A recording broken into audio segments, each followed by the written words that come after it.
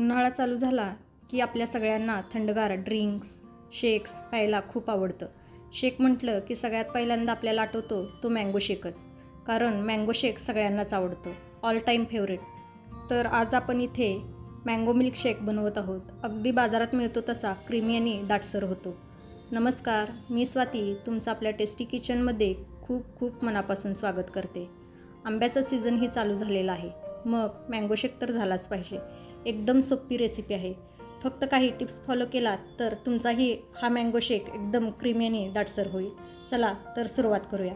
त्यासाठी मी इथे 2 पिकलेले आंबे घेऊन ते स्वच्छ धुवून घेतलेले आहेत आणि त्याची साल काढून त्याला असं बारीक कापून घेतलेलं आहे. आंबा घेताना आपल्याला छान पिकलेलाच घ्यायचा आहे आणि त्याचे छोटे छोटे तुकडे करून घ्यायचे आहेत, म्हणजे मिक्सरमध्ये आपण ज्यावेळी बारीक करतो त्यावेळी ते लगेच बारीक होईल. आता शेक बनवायला घेऊयात. त्यासाठी मी इथे मिक्सरचं मोठं भांडं घेतलेलं आहे. आता यामध्ये आपण आंब्याचे सर्व तुकडे घालून घेऊयात. आता यामध्ये मी 5 चमचे साखर घालून घेते. आंबा कितपत गोड आहे त्यानुसार तुम्ही साखरेचं प्रमाण कमी जास्त करू शकता.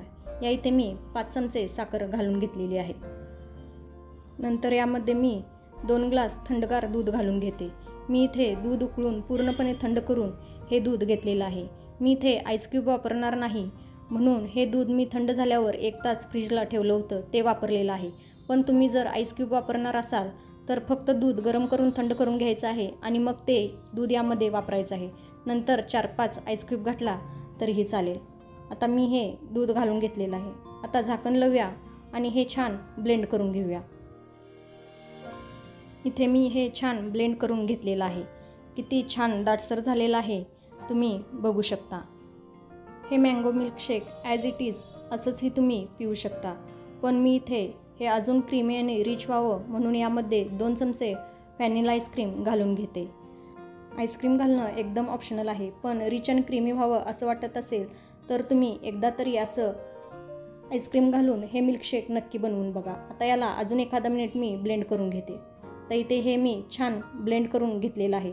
तुम्ही बघू शकता किती थिक आणि असं क्रीमी आपलं मँगो मिल्कशेक तयार झालेलं आहे. एकदम परफेक्ट असं बाजारात मिळतो तसाच क्रीमी आणि दाटसर आपला मिल्कशेक तयार झालेला आहे. आता हा मिल्कशेक मी सर्व करते. त्यासाठी मी इथे काचेचा 1 ग्लास घेतलेला आहे. तर यामध्ये मी हे मँगो मिल्कशेक घालून घेते. किती दाटसर आणि किती क्रीमी असं आपलं मिल्कशेक तयार झालेलं आहे तुम्ही बघू शकता. आता यावरती मी आंब्याचे छोटे छोटे तुकडे घालून घेते.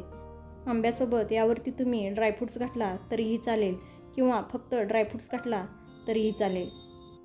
हा तयार झाला आपला रिच, थिक, क्रीमी, थंडगार असा मँगो मिल्कशेक. किती जबरदस्त दिसत आहे तुम्ही बघू शकता. रंगही एकदम सुरेख आलेला आहे. या आंब्याच्या सीझनमध्ये तुम्हीही हा मँगो मिल्कशेक नक्की बनवून बघा आणि मला कमेंटमध्ये सांगायला विसरू नका. रेसिपी आवडली असेल तर लाईक आणि शेअरही करा. तसंच टेस्टी किचनला अजून सबस्क्राईब केला नसेल तर प्लीज सबस्क्राईब करा. त्याचबरोबर बाजूचं बेल आयकॉनही दाबा, त्यामुळे माझी रेसिपी जेव्हा अपलोड होईल त्याचं सगळ्यात पहिला नोटिफिकेशन तुम्हाला मिळेल. परत भेटू अशाच एका थंडगार रेसिपीसोबत. तोपर्यंत मस्त खा, टुमटुमीत राहा. Bye bye. Thanks for watching.